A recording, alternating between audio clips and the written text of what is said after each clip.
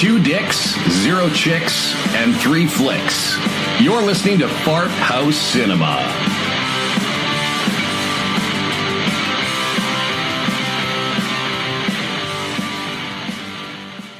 Welcome to another remnant one-shot of the FHC podcast, Fart House Cinema. I don't want to say welcome back, because our original listeners are either committed or dead. Or in jail. We were big in the prison system, I hear. Yeah, and in Turkey. Yeah, definitely. Turkey. I mean, torturing I feel like we just make the same joke every time about the merits of this podcast being used for human torture. We're trying to say we're horrendous. In not so many words. So we've gotten together today because we decided to not limit our suffering to just the first 50 Shades movie, but to also include the second one, and I guess inevitably the third one as well, and that will create the triumvirate of human suffering and misery that is watching. What did you fucking just say? You don't know what a triumvirate is? No, I don't. I'm neither surprised nor shocked. Basically just like a trinity of these films, and I use the term loosely, films. Can I just go? Can I just start swinging? Yeah, I'm going to say one thing first. I watched the first movie again. It's just bad. I'm starting to like it, honestly. Why? What do you like about the... Yeah, I was gonna say. Jesus. No, the first movie just gets worse. Okay, so coming out of the gate, if I've got anything positive to say about this movie... The music is okay. Do you like Coldplay? How about Coldplay? A cover of Coldplay. Yeah, it's beautiful. It's great. And then they had another one... They have So Lonely by the Police. Writes a lot of stuff about people watching people, so in this movie it makes a lot of sense. Oh, it hurts. It hurts to have an association of things I like with things that I think are just like cancer. But I think the second movie is better than the first movie. I think there's... But that's not hard. No, I think... If you were to survive liver cancer and then, get your leg amputated, you'd be like, well, this is better, but it's not great. Yeah, well, in the same way that, a bag of dog shit is slightly better than a flaming bag of dog shit. There are plot points, and I'm very careful about saying that, because I mean plot in the sense of, an event, not, a good event, not a well-written or well-structured event. But there are things that happen in this film that are at least a little bit more interesting than the previous film.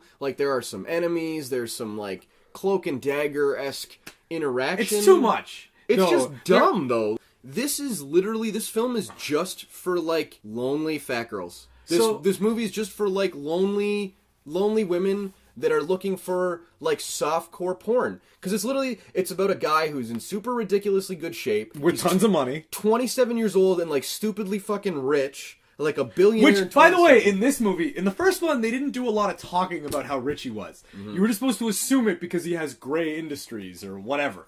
But in this one, he makes a lot of comments like, Anna, I make that amount of money every 15 minutes. Yeah, no, it's really the $24,000 every 15 minutes is what he says. Yeah. Is just so let me get this straight. They make a lot of weird... You make 100 G's in an hour? You make 100 G's in an hour. That's what you're saying, right? And just Wouldn't that make you a trillionaire by the end of the year? I mean, I guess he's exaggerating, but it's just literally that's just what it feels like. It's like a 13-inch cock that ejaculates money and chocolate. And who has still infinite time for his romantic partner. Well, I don't know. This film is just such a farce of a character. It's surprising at all that it's built around fucking for Twilight. Those of you, if there's any new listeners that haven't either seen the first movie or listened to our podcast on the first movie, do we have to give the buffer? If it's not obvious, don't spoilers. We are talking about no, I'm not spoiling. Well, no, yeah. What I'm saying is 50 Shades Darker is a continuation of 50 Shades of Grey, which is essentially just a... Twilight fanfiction. You know what? No, it's a film adaptation. It's a 2-hour perfume ad, is what it is. Are you going to give credit to anybody on that? Yeah, I will. At the end. Okay. If you stick around to the end. Yeah, no one's going to make it that long. That is not my joke,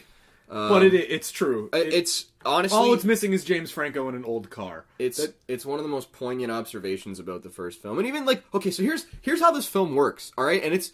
Honestly, here's something that I can say that's redeeming about this. If you're a dude and you're dating a girl who's into it, and you're not going to break up with her despite my advice to do so, you're in a decent spot because this film has something for you. Every 15 to 30 minutes, it's got what I call pity titty, which is the chick gets to take off her clothes so you get kind of something to look at while you're stuck watching this film about a guy who literally he's a dick and he's emotionally removed.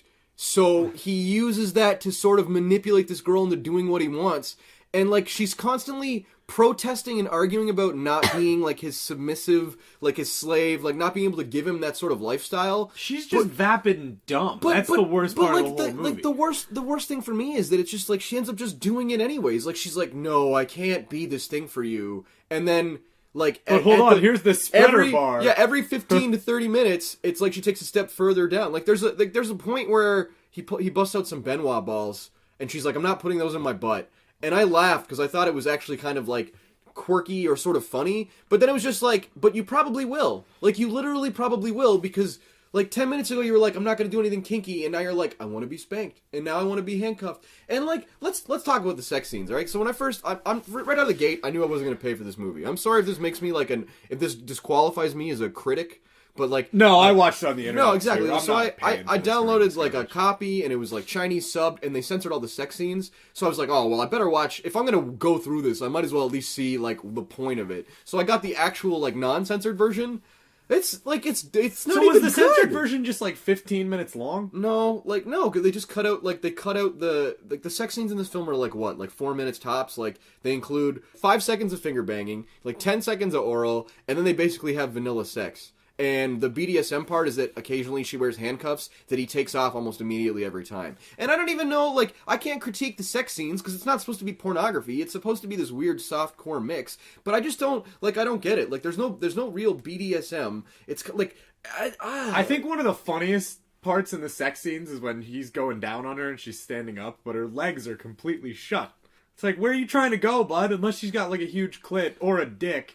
I just like more to the point. Like I don't even understand the point of like the oral sex that she receives because he does it for literally like 5 to 10 seconds tops, and that's where my mind is blown because that's like what kind any girl would know that that's not a useful, like it's just dumb. Like well, it's just so the way I got through those scenes, simulated eroticism, I guess. They annoyed me too, and the way I forced myself through that part of the scene is I just imagined, hey, what if it smells bad? Between masturbating? Well, yeah, I mean it was hard, you know. Yeah. It's really difficult. Yeah. Did any part of this movie turn you on even a little bit? The ending, because I was able to just be free of it. The fireworks? No, like nothing. Like I don't find it erotic. I don't find them interesting. Like it's just vapid. Like this movie has no depth. No, not at all. Like there's no allusion to anything. There's like the argument that there's like themes of control and submission wherever else. Like like it's dumb. Like there's no the boundaries that it's quote unquote trying to push are stupid.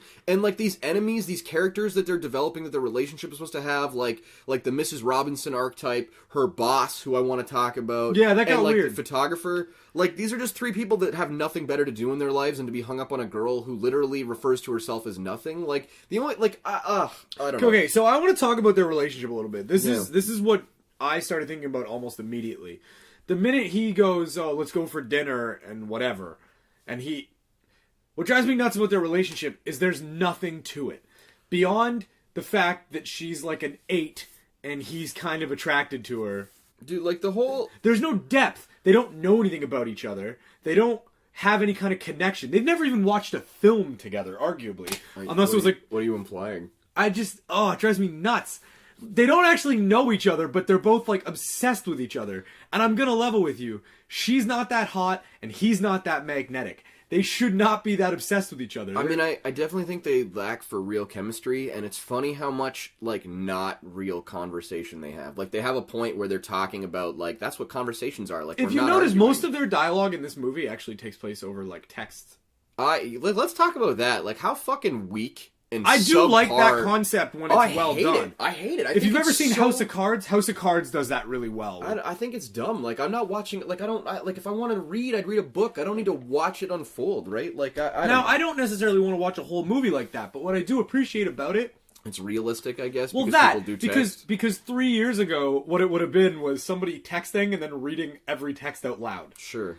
And that's annoying as fuck. I don't know. This whole film is annoying as fuck. Well, true. This whole film, like, it just runs like a cycle. Like, here's how the cycle breaks down, okay? So the movie starts with Anna and Christian being split up because she couldn't take the BDSM shit, and he's got this weird life. This is how it works. His emotional unavailability creates an abusive cycle of endearment where Anna feels neglected and abused and controlled but then as soon as she calls him out on it, he opens up a little bit about his emotional state, and she immediately gets sucked back in, and they just rinse and repeat the cycle. And all of his abuse and his stalker-esque antics, his disrespect for he her still lifestyle, does them, by the way. Well, but not only does he totally disregard these quote-unquote ideals of her being, like, independent and equal to him, which she most definitely is not equal to him in no way, shape, or form is there, like, an equality between these two people. Like, he later says he's not a dominant, he's a sadist, but he's 100% like a dominant. He's 100% trying to dominate and control her life, and manifesting his resources to control and do that. There's so many elements, but the cycle of the film is this: that she's having like an emotional break where she can't deal with it. He desperately tries to win her back and gives her a little bit of the insight into his broken past, which, by the way, is just like vaguely hinted at abuse. That's stupid. I instantly scream laughed at the intro scene where they're trying to like show his mother. What's a scream laugh? Ha! Yeah, that's terrible. Yeah. Just the idea that they tried so hard to be like, this was his life beforehand.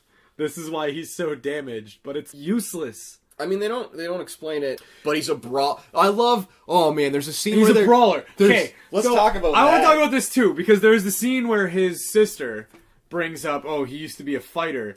And then, when they go to his childhood... UFC poster, right? Okay, I'm glad there's two of them. I'm glad you noticed this. There's also a... There's a more Chronicles of Riddick poster in his room also. What could be more fucking out of place for this poncy douchebag? Listen, he's a bro.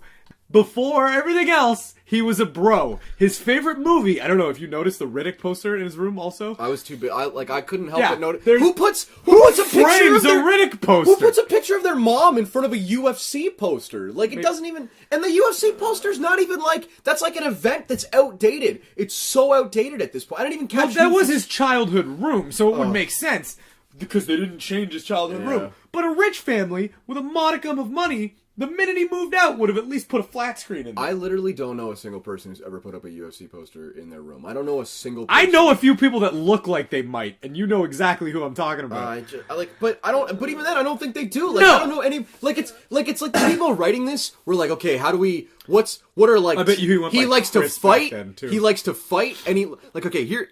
There's so many things that would make this movie better, and I just want to talk about just a couple ideas. Oh, also, if he was an arms dealer, if he got murdered. If it turned out that he was literally like not abused, he was just like a dickhead who was just doing all of this to just be like, I can take anyone off the street, and it was all a game. Yeah, like I think, a long con. I think there would be, and that would be interesting. That would be an interesting film to see. And then if the turnaround was that she finds out, and then inevitably he realizes that he did develop feelings for her or didn't. Like, I think that would be interesting. But there's no depth. It's so fucking shallow, and it all comes back to this cycle of like, I'm Anna, I'm mopey because he wants me, but he wants to abuse me and degrade me, but deep down I want that. Which is like a subtext to maybe also, he buys her another MacBook, and I'm sorry, but this bothers me. He bought her one in the first movie, which is a year apart from the second movie.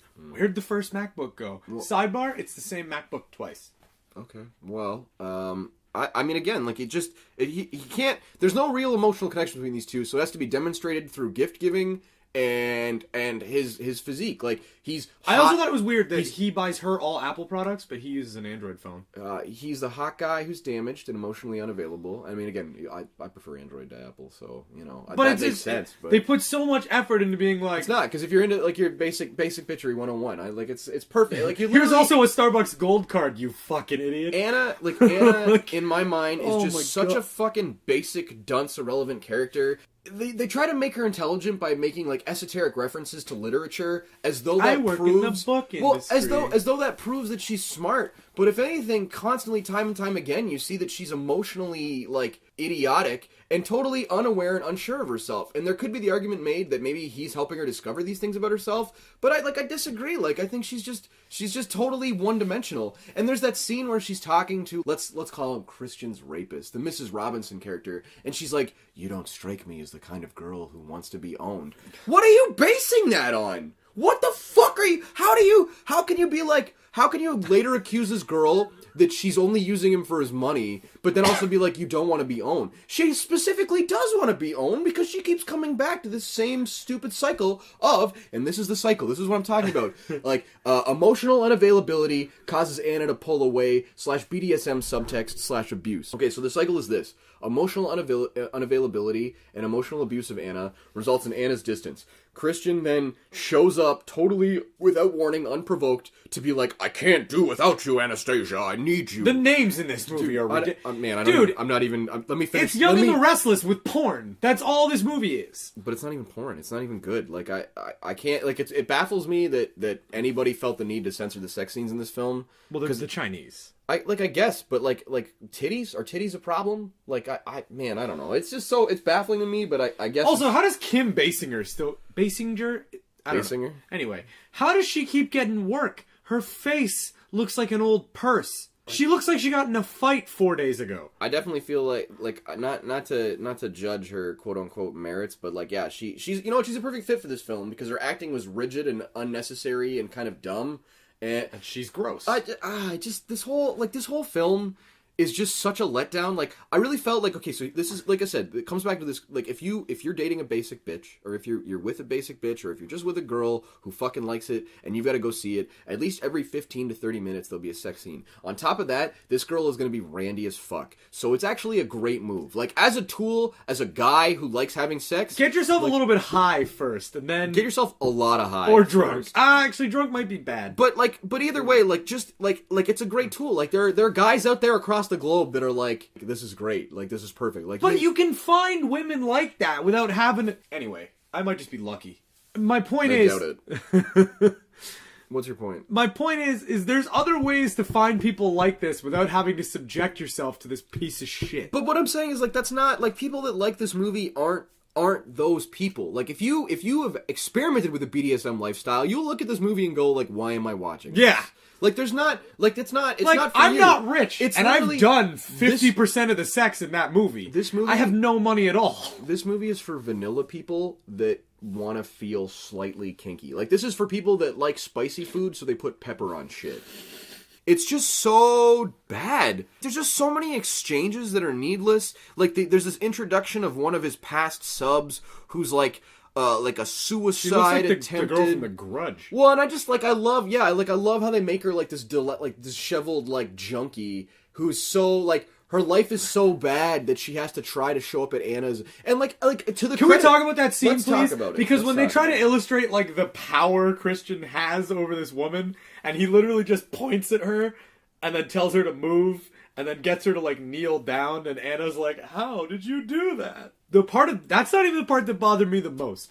The part that bothered me the most, when they're at the boss's house. I'll get to that later. I thought that was the same scene. No, go on. But the idea that he's just able to, like, take a woman who is legitimately insane and just dominates her. Like, this is like someone who doesn't understand BDSM writing about BDSM. Like, this is someone who doesn't... Didn't it start as Twilight fanfiction, or is that false? No, that's 100% true. That's 100% true. I just can't. Like, it just hurts my brain trying to make sense of it. Let's talk about the characters that are negative plot points for the people. The only obstacles that Christian and Anastasia have to deal with are Anna's boss and Christian's, like, ex-sub, okay? And, like, the boss is actually, like, all the grounds for interesting content come from the fact that the boss seems like a cool dude who likes Anna. And there's tension there, because the first meeting between Christian and the boss... Oh, he's like, a dickhead. Yeah, but of course, in typical movie fashion, rather than pointing out how totally inappropriate, disrespectful, unprofessional... I think she describes him as curt. Everything about it. Like, right off the gate, too. Why is your boss hitting on you in front of the head of HR? Why is that happening? And how is that even remotely intelligible? Like, oh yeah, Anna should come. And then he looks at her and she's like, yeah, Anna, you should go. Not like we have issues against company dating. And it's not like, I don't know. Like, yeah, the chief editor and his assistant go out for drinks. Sure. Yeah, why not? There's no, yeah, HR approves. The part about the scene with the boss, like, when there's like an attempted almost rape. It's very... It's like a forceful rape like subtext. A really bad come on. Really. Well, like really cringy and embarrassing, but like she's in his office, he starts telling her she's not showing initiative, and then he he like drunk blocks the door. He seemed like he might have been drunk. It wouldn't be surprising, but it's such a fucking shift from his character, which is almost something that I can compliment because it's maybe a point about how people that seem nice aren't necessarily that way. But at the same time, I don't think that movie is this dude really gonna give up his fucking job for a girl? Like, and here's like, it's interesting to have this guy become sort of an enemy, considering that like his lewd behavior and idiocy kind of costs him his job. But at the same time, why? Like this guy, honestly, this guy should have been more, like, this guy's more emotionally inclined, has more emotional involvement towards Christian Grey than he does Anna. It's the fact that, like, he shows up and sweeps her away, and he's like, now I have to, like, oh, Anna, I could make you come, like, no. And, like, that's what he says to her, and it's just so... I don't know anything about the third book / inevitable movie, but I'm calling it right now. He's gonna be somebody from Christian's past, or something. Because there's so much, like, weird, obsessive behavior. I don't even think so. Like, I think that's how pathetically written and stupid this is. That they, like, I don't think there's going to be any involvement between those two, based on the lack of exchange when they were at the bar. Although he was creeping around at the birthday party. For sure, but I mean, I think he's creeping around at the birthday party because he lost his job because of Christian's ties with the quote-unquote CEO CEO he bought of the company, too. Well, he did or didn't, but he knows the CEO, right? Because the exchange hasn't happened yet. I mean, I fucking hate that I even took in this much detail about it. So the part that bothered me about the scene with the boss the most is when Anna comes flying out of the office and says to Christian, he touched me. Christian's first instinct is to be like, I'll fucking get him. Really, dude?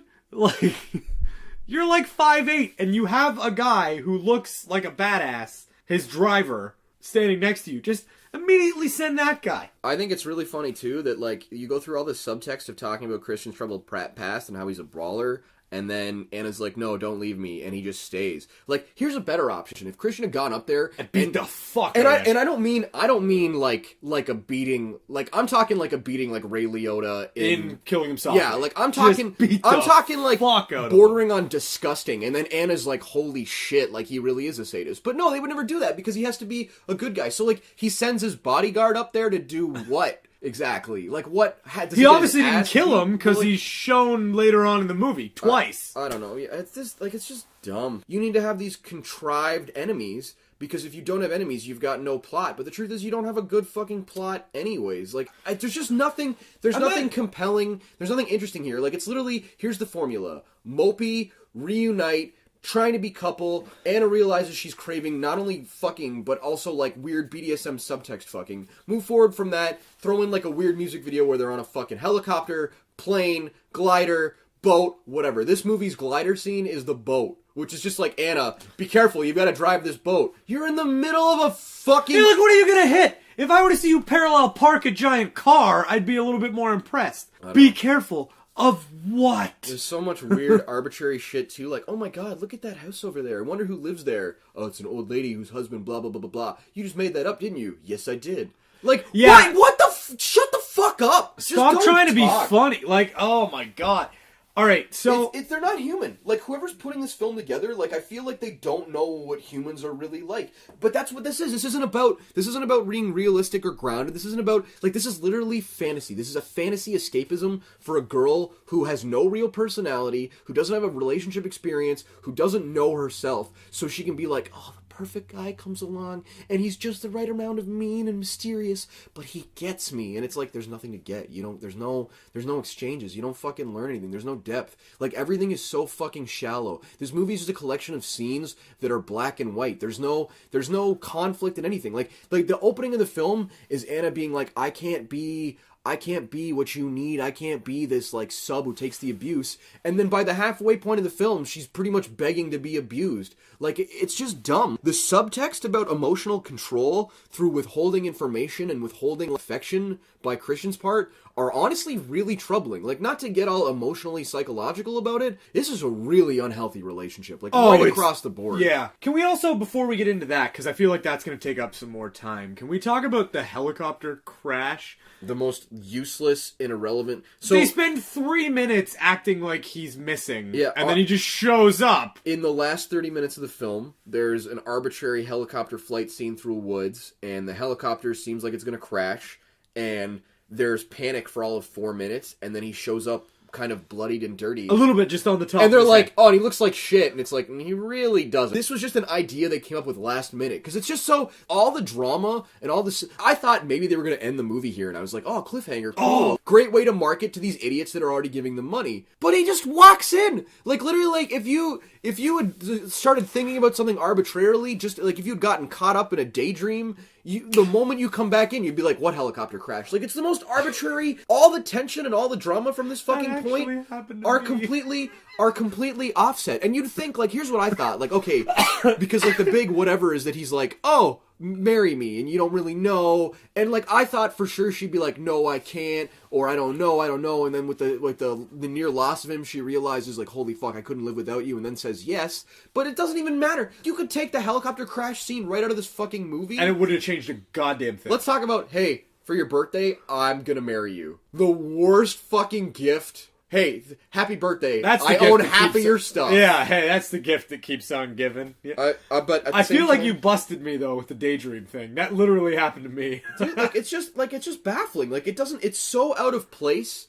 It's so arbitrary, and again, it could be interesting. Like, holy fuck, rich playboy lost in the mountains. Like, maybe we've got to follow Christian Grey as he tries to fight back to society and get to his girl. Nope, walks in the door. Like, literally, in the same scene where they're sitting watching the news, talking about how he's missing, he just walks in. It's just the most pointless fucking waste of our time. Yeah, that scene really... I'm not gonna lie to you, I watched the rest of the movie, but the minute the whole crash into the woods thing happened, I'm not gonna lie, I started picturing plot twist, the third movie is him living in the woods, lost, trying to dominate a volleyball. It's just so fucking vapid and empty. Like, so dumb! I can't stop using the word vapid. Like, the only way to describe this movie. It's so empty and useless and stupid. It's softcore porn for idiots, like for like lonely girls. I would like to when the third one comes out. I want to go to the theater and just stand. How many movie theater seats have been ruined thanks to these films? I can only wonder. How many pieces of produce will never make it into a salad? Oh, dude, you can grow mushrooms in the one theater in the Penn Center.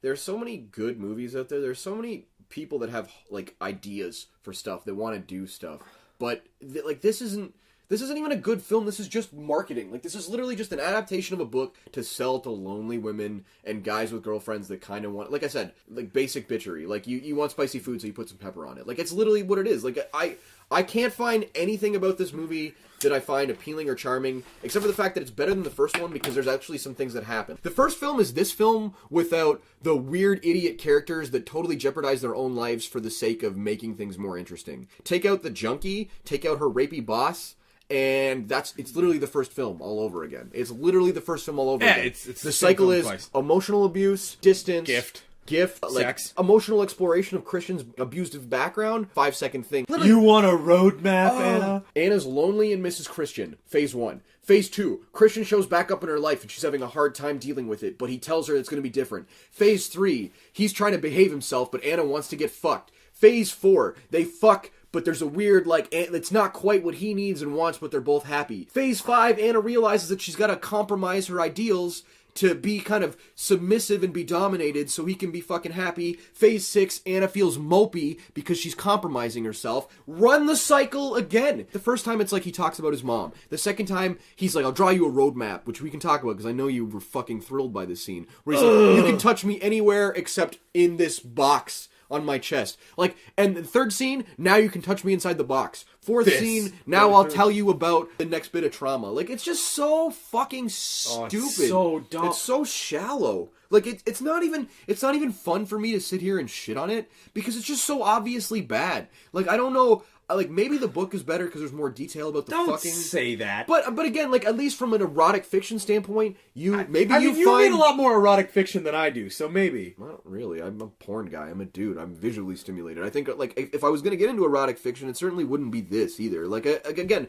it's definitely be like some kind of slash fic. This is like a testament to just, like, basic bitchery at its finest, where you're looking for a dude who's super hot, super rich, who's super fucking rich, who doesn't care, like, worships you no matter how stupid or vapid you fucking seem, and you're the center of his world no matter what. And, like, you want to be dominated, but you want to establish your independence even though you'll just allow yourself to be dominated anyways. Like, if I were a woman, I would be offended at Anna being, like, the every woman. If I were, like, there's nothing good here. There's nothing in this film that I enjoy. The sex is weak. It's vanilla, and it's not very kinky. It's vanilla because it tries so hard not to be. Look how kinky, Anna, like, I have some very kinky tastes. What, because you put handcuffs on someone for a minute? You know what? In the first movie, they show that he's got, like, a whole wall of canes.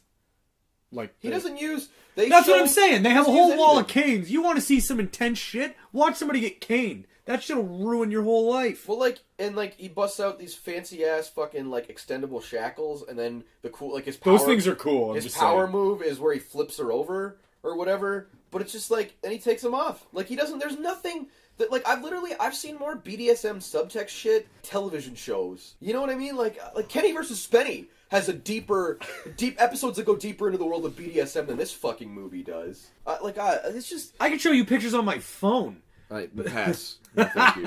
I just... That was for the purpose of comedy. I don't know. Like, it's just... I would sooner take a movie that I really fucking hate and review it than do... Like, and I know we're still going to do the third one. It's still going to happen.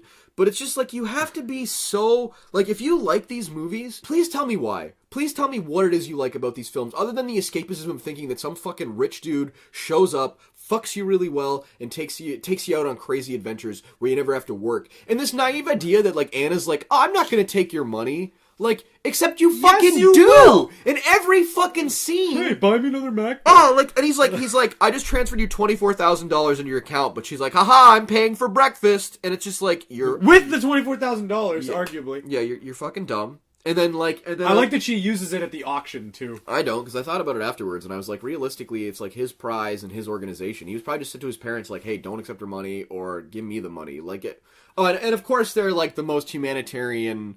Like, just everything about this film is just so like, why can't her mom be, like, why isn't his mom a bitch?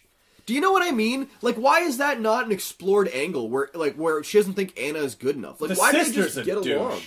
You know what? The sister seems cool, but again, like, not very human, because there's nothing about her that's negative. The brother bugs me more than anybody else, because the idea that he met Anna's friend in a club while Christian was trying to find Anna in a bar, and now in the second movie they're like together and they're like going on vacation together. Well, yeah, because he's smitten with her. Because again, you can't make it too complicated. If there's too much plot going on, the simple people that are either trying to masturbate or pretend that they're Anna are going to get confused. You can't. All the tension, everything that upsets Anna, everything that makes her upset in this fucking film is Christian-centered. Like, it's not even about her. Like, she has no personal struggles. Like, her boss arguably doesn't even want to fuck her. He wants to one-up Christian, because that's when his whole attitude changes. And, like, again, like, was he going to make a move on her in New York? And again, I wanted to see what happened if she went to New York with her boss, and then Christian shows up in his movie if he fucked There's her. just every little fucking plot nuance that has the potential for some modicum of interest is totally just passed aside and botched. This whole film is it's like an abortion of fucking storyline. Like, it's just dumb. Let's talk about the kinkiest things. For starters, nothing that he fucking locks her up or handcuffs her to is really that kinky, because he lets her out with anal beads. Would have been better than Benoit balls for sure. I thought they were gonna vibrate. I thought he was like gonna a phone operated. Yeah, like I thought he'd have an app or something, and then but like at the same time too, like you really want to, like, you're having a ball and your parents are around and you're like, hey girl, I want you to wear this fucking like sex toy while you're near my parents. That bugged me too. I'm glad that bugged you. I mean, don't get me wrong. I see the app. I see the merits of you gonna wear a sex toy in a situation where it's inappropriate. Right, but around parents? his parents, come on. Oh, I'm really pleased that your son likes me so much.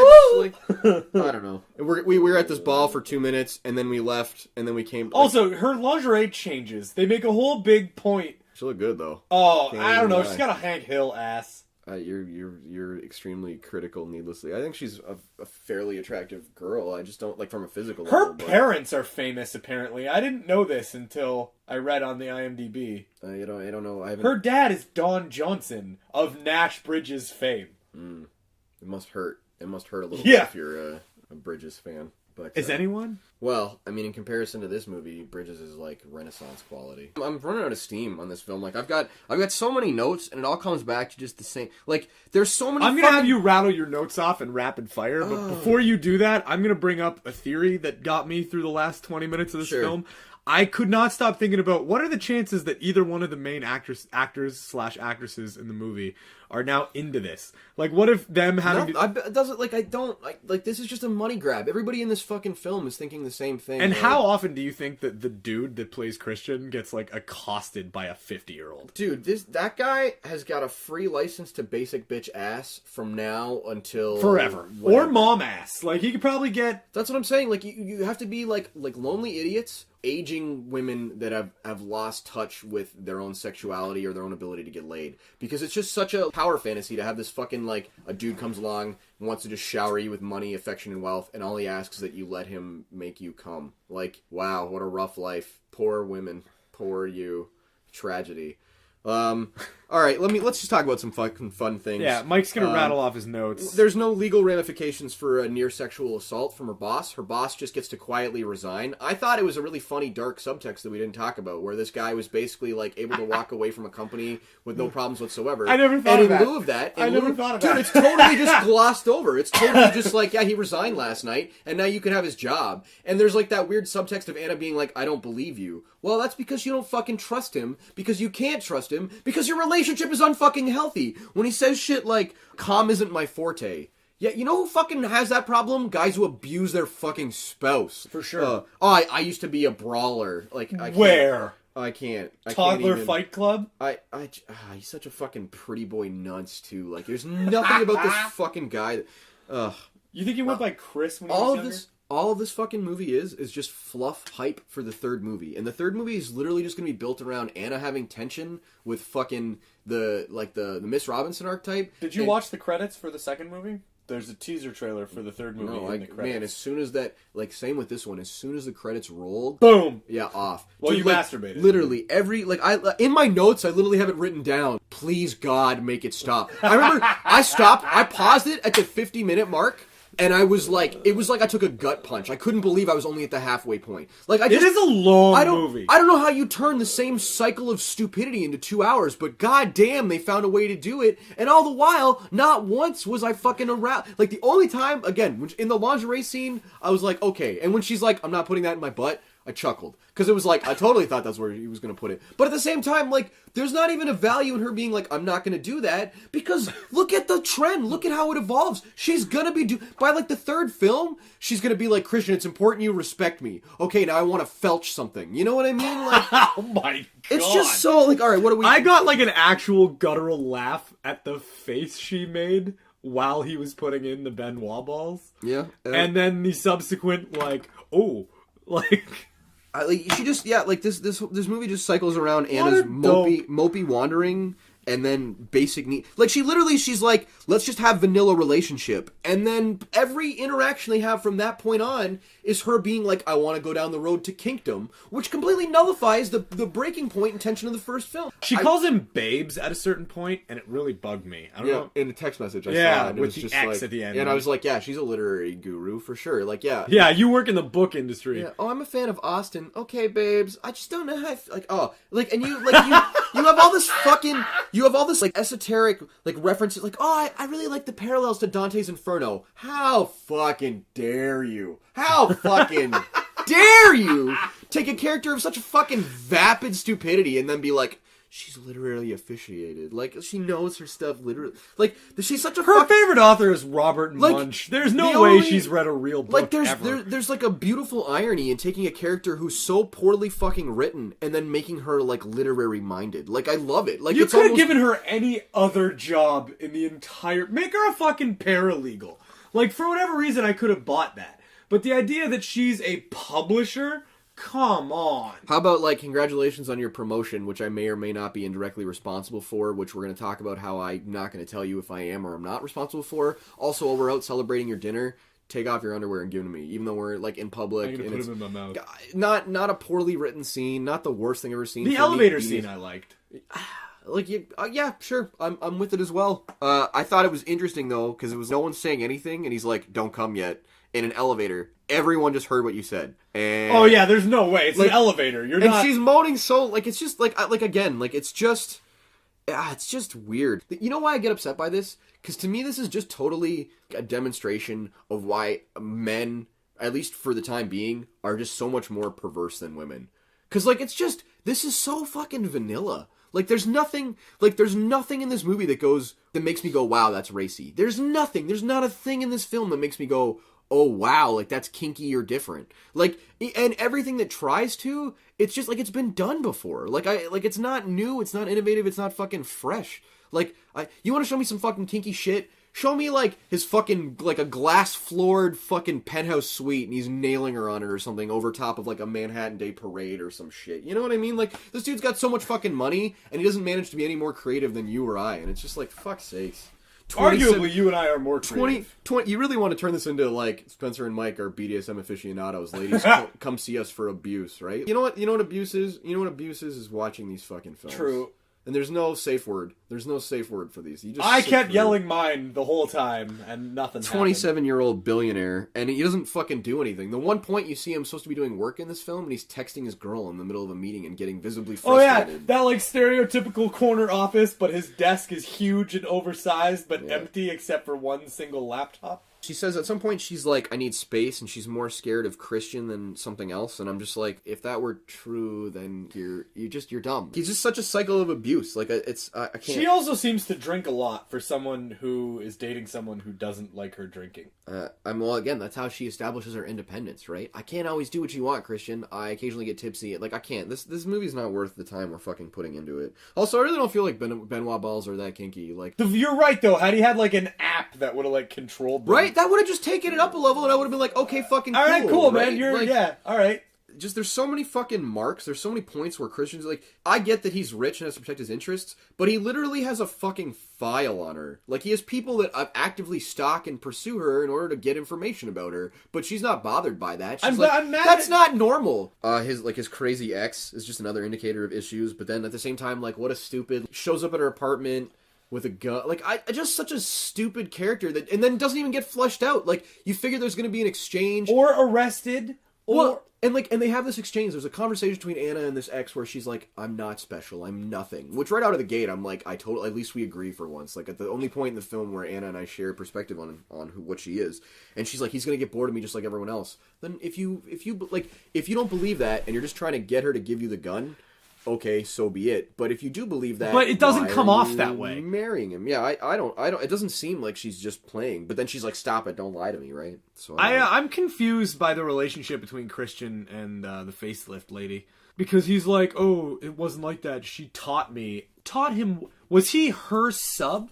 Is that what we're supposed to? Do you not remember? Like, I guess, I wish that I had a brain like yours in this one instance only, mind you. But like, that's what the whole first film is about. Is the exploration that there's this Miss Robinson type, this woman who basically abuses him sexually when he's underage. And it's through that he becomes aware of his tastes for abuse of women that in this film is revealed look like his mother. Which, on the one hand, like, okay, cool, because I'm confident that's there. But on the other hand, like, he's not even a sadist. Like, Anna doesn't even suffer. If everything we've been told is true, then Christian would still be grossly unsatisfied with the current situation. But it's like, but their love carries through despite the lack of fucking fetish. Yeah, this movie is a celebration of tantric stupidity. It's just a long, delayed gratification of why Anna is not a total fucking idiot and why Christian isn't like an abusive asshole. But everything is made amends for by the fact that he's got an infinite amount of fucking money. And time, somehow. Yeah. Because most people with that amount of money, by the way, super busy. Yeah, there's so many dumb things. Like, again, her boss is like one of the coolest, charming cats in the film who's like, Anna, use my first name. Like, let's be friends. Let's get along. And then suddenly he's like, now I'm a drunk rapist. And I will say, like, I like that Anna fucking, like, nearly snaps his fingers and kicks him in the nutsack. Yeah, honestly, I thought that was a great scene because up until that, here's further demonstration of a character who's being a sub. Like, there's almost like an interesting exploration in that, but at the same time, it's also a point about how, like, submission is nothing without consent. And I'm glad that she fights him off, but then nothing ever comes of it. And not only does this guy get to get away scot-free, now he's a villain in the next film. Now he's got some beef to settle with Christian, and it's just, I really hope, and I know it's not going to end that way because the book's got to consistently be about their fucking, like, their love affair and running off into the sunset, but I would love to see either. Do you know the title of the third book? Suicide Could Not Come Sooner. Yeah, Mike and Spencer killed themselves on air. Yeah. No, it's 50 Shades Freed. So I'm very curious. What boss brings two coffees? Who as a boss, as an editor-in-chief, brings two coffees, one for his assistant, one for himself? Rhymes with Fark Mardner. It's an hour and 42 minutes. I can't. Like, this movie opens with Christian's troubled childhood, and it doesn't, like, you just knew what it was. But it's useless. You don't need to see it. No, but it is, like, it's validation for Christian being a total fucking asshole. That's all it is. The scenes where he's having nightmares make me laugh. It's like a dog running in his sleep. This whole film is just... I think we need to cleanse our palates a little bit. Have you seen a movie you enjoyed recently? You know what? I watched a movie called The Void, which is like a 2016 horror film that's kind of like set in a hospital, and it's sort of like a weird paranormal event, kind of pseudo slasher fic with really good like practical effects. I watched that the other night, and I thought that was pretty good. I think the ending was a little bit off, but I think it's weird to just start arbitrarily talking about another film. But I do agree that I don't want to talk about 50 Shades. Yeah, I need to cleanse my... Have you seen anything else or just horror films? Are we wrapping up? Is that what this is? Yeah, I can't talk about this film anymore. It's garbage. I want to start a class action lawsuit against fucking E.L. James. I mean, the problem is that it's like, fool me once, shame on you, right? Like, we're doomed. We're trapped. Now we have to watch the third piece of shit. Yeah, exactly. And the worst part is, there's no content here. Like, there are bad films that we've reviewed, and you and I can talk about points that are stupid or things that I'd rather watch either of these than fucking Time Cop, though. Honestly, I'd rather watch Time Cop. Really? 100%. You're wrong. Time Cop is horrendous. I'm wrong. I'd rather watch Roadhouse. I know it's bait, but like again, like you're lucky. You're so fortunate that we don't seem to have the Roadhouse podcast anymore, where you ended up conceding the Roadhouse wasn't that bad if you'd been in the right time, right place. But what I will say is that, like, yeah, Time Cop shits on these movies. I'll watch. Really? I would rather watch Jean-Claude Van Damme do a 3-hour monologue than have to go forward knowing that I've not only watched the first, not only watched the second, but that I'm going to watch the third fucking film. Like it's only downhill from here. Like, there's no... If you listen to our first podcast and you enjoyed it, you're probably listening to this one going like, wow, I feel bad for these guys because we're doomed. We have to do... it's like we're still in jail and we have another year to go. The worst part for me is that when the third one comes out, I'm not going to remember the first two. So I'm going to have to watch the first and the second one again. At which point, by the way, that makes 4 times that I've seen the first one.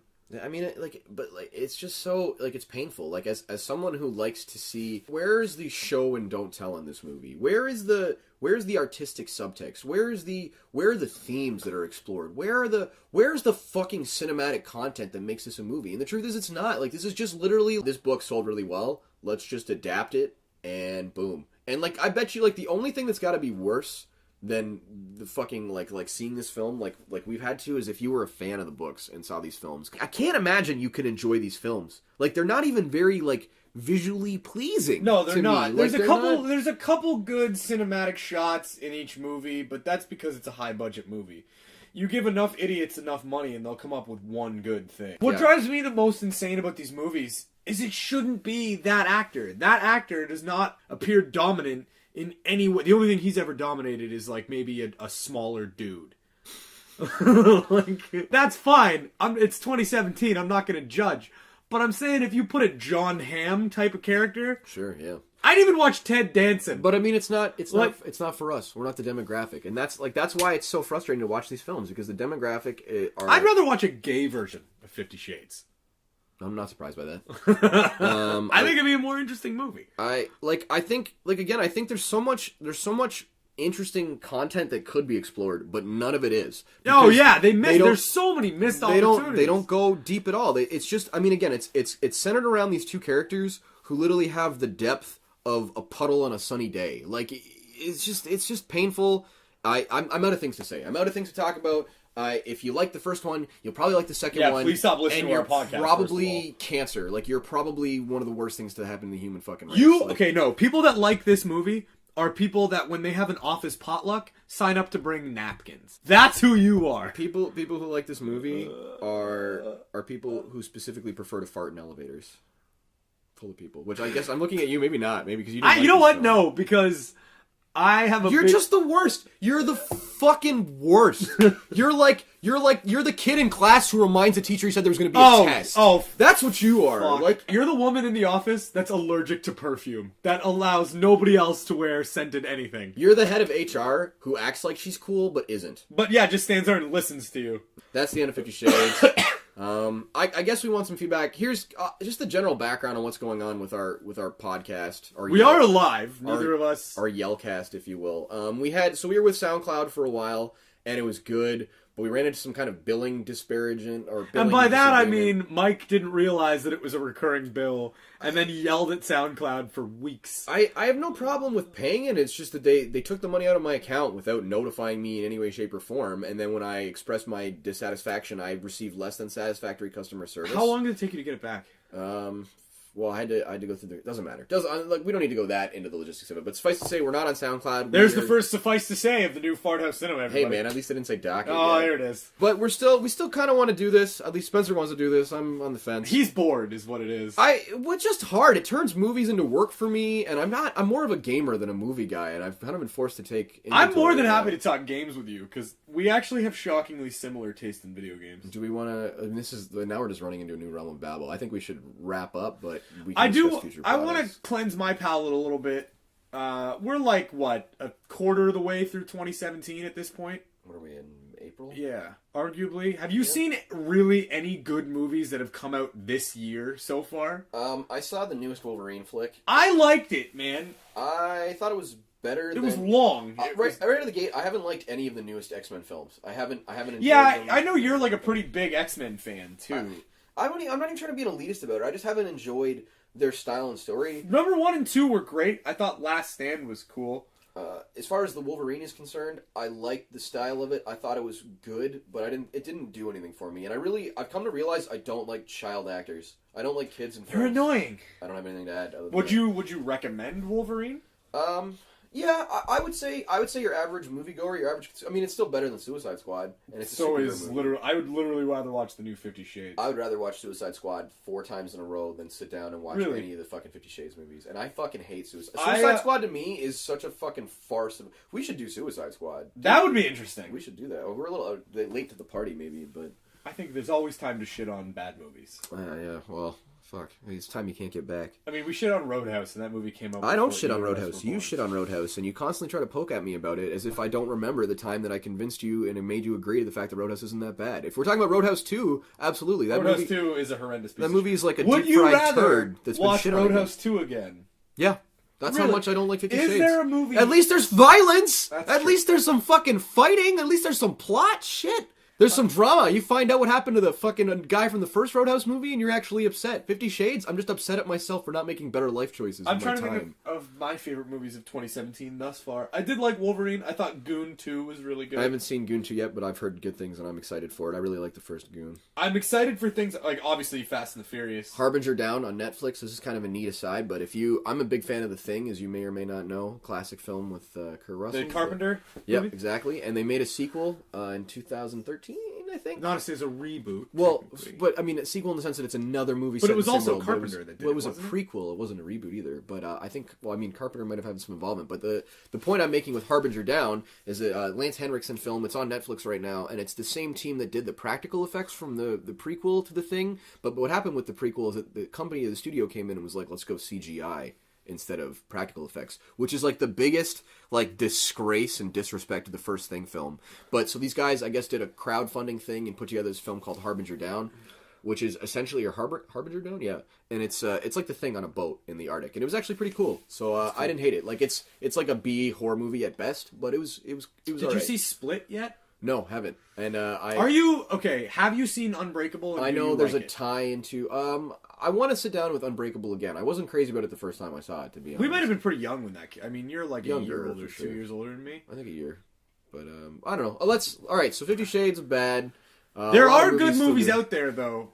I think there's stuff upcoming, and we're hoping to see them and review them as well. It's a good year for bro movies. I will say that. It is a great year for bro movies. Moving forward, I think it's likely that if we continue doing our podcast, we might just move on to YouTube. Because after thinking about the logistics of it, it sucks to not have a video format, and I don't necessarily think either of us are that particularly attractive to be in a video format. But ultimately, there's no limit on uploads. The sound quality isn't going to take a big hit.